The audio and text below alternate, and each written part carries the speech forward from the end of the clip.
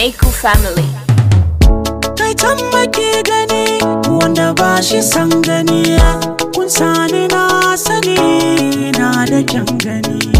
Allahu ya gani na so ta san da ni, da mata bani ni magarin san da ni.